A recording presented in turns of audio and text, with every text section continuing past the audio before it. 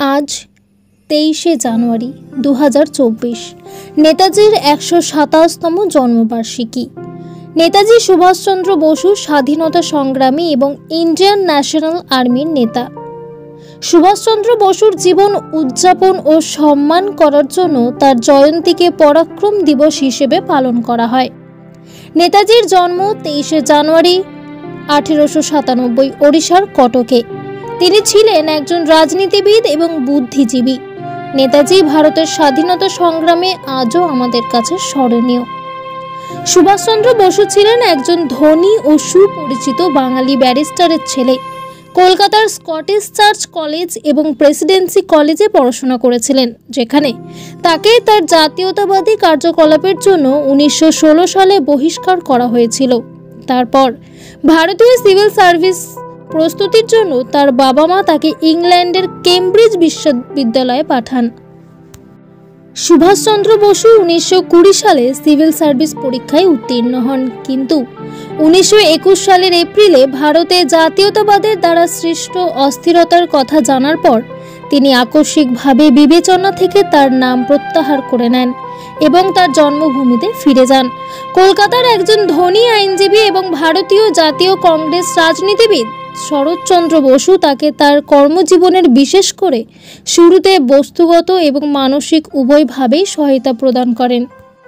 ভারতীয় জাতীয়তাবাদী সুভাষচন্দ্র বসুর দেশপ্রেম অনেক ভারতীয়দের অনুপ্রেরণা হিসেবে কাজ করেছে। সুভাষচন্দ্র বসু আজাদ হিন্দ ফৌজ গ্রুপ প্রতিষ্ঠার জন্য সুপরিচিত। তার ক্যাচফ্রেজ হলো, তোমরা আমাকে রক্ত দাও, আমি তোমাদের স্বাধীনতা দেব। ইতিহাসের সবচেয়ে সুপরিচিত স্বাধীনতা সংগ্রামী নেতাজি সুভাষচন্দ্র বসু ব্যতিক্রমী নেতৃত্বের ক্ষমতা সম্পন্ন একজন ক্যারিসমেটিক বক্তা ছিলেন। তিনি আজাদ হিন্দ ফৌজ শুরু করেন এবং ভারতের স্বাধীনতা লড়াইয়ে প্রবল অংশগ্রহণকারী ছিলেন। 1938 সালে তিনি ভারতীয় জাতীয় কংগ্রেসের নেতৃত্বের জন্য নির্বাচিত হন। তার নির্দেশে একটি পরিকল্পনা কমিটি গঠন করা হয়। এই গ্রুপ দ্বারা শিল্পায়নের জন্য একটি পরিকল্পনা তৈরি করা হয়েছিল। সুভাষচন্দ্র বসুর বামপন্থী জাতীয়তাবাদী সংগঠন অল ইন্ডিয়া ফরওয়ার্ড ব্লক 1939 সালে কংগ্রেসে যোগ দেয়। ফ্রন্ট ব্লক পার্টির লক্ষ্য ছিল পার্টির চরম শাখাকে একত্রিত করা।